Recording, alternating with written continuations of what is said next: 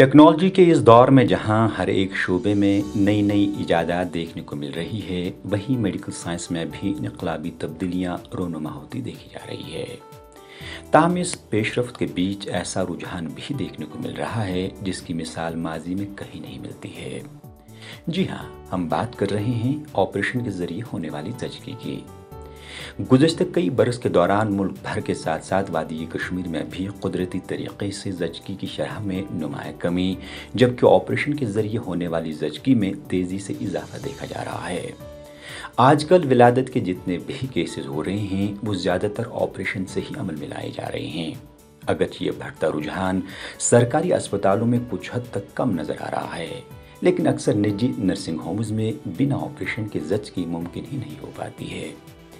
एदाद शुमार के मुताबिक वादी कश्मीर के वाहिद बड़े सरकारी अस्पताल लंदन में छोटी सर्जरियों समेत 17,000 के करीब नॉर्मल डिलीवरीज अंजाम दी गई हैं, जबकि 15,000 से जायद बड़े ऑपरेशन के जरिए जचकी अमल में लाई गई है। इस अस्पताल में रोज़ाना बुनियाद पर 40 से 50 नॉर्मल डिलीवरीज होती हैं, जबकि सर्जरी से होने वाली डिलीवरीज की तादाद 50 से 60 बताई जाती है। किसी दिन ये रेशो ज़्यादा सिजेरियन का होता है, किसी दिन रेशो नॉर्मल डिलीवरी का ज़्यादा होता है। So on an average it is around 50 to 60 vary कर लेता है। फ़र्क तो आया है।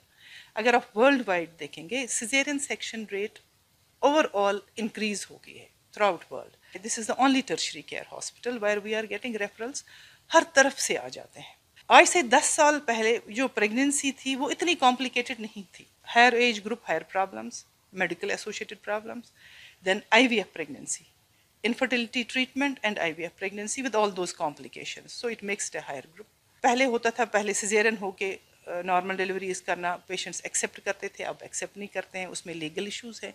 सो जब पहला सिजेरियन हाई रिस्क ग्रुप में आके आता है, पहला सेक्शन इंक्रीज रेट हो गई, तो it affects second delivery with the result वो पाइल अप होके फिर वो आ जाते हैं। लंदन या वादी के दीगर अजला के अस्पतालों में किसी हद तक अगरचे कुदरती तरीक़े से डिलीवरी होने को तरजीह दी जाती है, लेकिन निजी अस्पतालों में 100% जचकी ऑपरेशन के ज़रिए ही अमल में लाई जाती है। निजी अस्पतालों में नॉर्मल डिलीवरी के लिए न वो सहूलियात ही दस्तियाब हैं और न ही वहाँ मौजूद डॉक्टर साहिबान नॉर्मल जचकी के लिए घंटों इंतज़ार करने के लिए तैयार हैं, क्योंकि वक्त के साथ साथ इसमें पैसा कमाने का भी काफ़ी अमल दखल रहता है। दीगर कई वजूहात के अलावा नॉर्मल डिलीवरी के रुझान में कमी आने में वो हामिल ख़वातीन भी अज़ खुद ज़िम्मेदार हैं जो दर्द ज़ह के कुदरती अमल को बर्दाश्त करने के लिए तैयार नहीं होती हैं।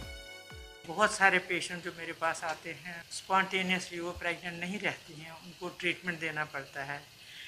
ड्यूरिंग प्रेगनेंसी भी उनको बहुत सारी कॉम्प्लिकेशंस लाइक अबॉर्शंस का इंसिडेंस उनमें ज़्यादा होता है, ब्लड प्रेशर उनमें ज़्यादा होता है, ब्लड प्रेशर के असर से बच्चे की ग्रोथ इफ़ेक्ट होती है। उसी हिसाब से फिर ऑब्स्टेट्रिशियन को भी फैसला लेना पड़ता है कि इसी फिट फॉर नॉर्मल डिलीवरी कि सिजेरियन करना है। Late marriages and they conceive with treatment, trend has change और एटीट्यूड ऑफ पेशेंट्स भी चेंज हो गया है। बहुत सारे पेशेंट्स जिनको मैं मोटिवेट करती हूँ नॉर्मल डिलीवरी के लिए, वो कहते हैं जी हमसे पेन बर्दाश्त नहीं होगी, और प्रेगनेंसी डिलीवरी के बाद जो चेंजेस आते हैं उसके लिए भी हम तैयार नहीं हैं।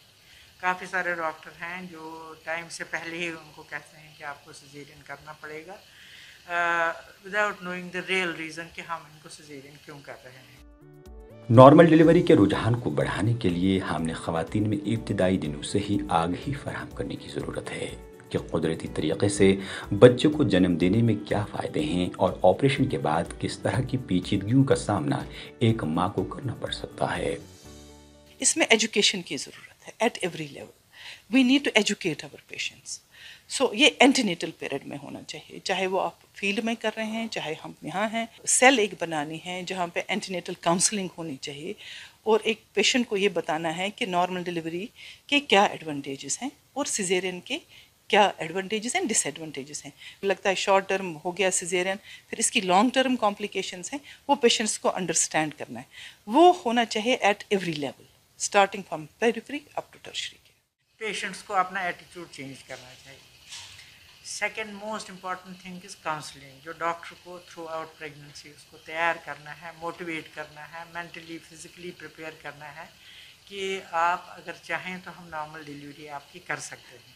پرائیویٹ ہاسپٹلس ہیں وہاں پہ جو امیجیٹ مانیٹرنگ کرتے ہیں وہ ٹرینڈ ہوتے ہیں. بہرحال حاملہ خواتین میں نارمل ڈیلیوری کے رجحان کو بڑھانے کے لیے جہاں ڈاکٹر صاحبان کا ایک اہم رول بنتا ہے، وہیں سرکاری سطح پر جانکاری فراہم کرنے کے لیے کاؤنسلنگ مراکز قائم کرنے پر بھی توجہ مرکوز کرنا از حد ضروری ہے.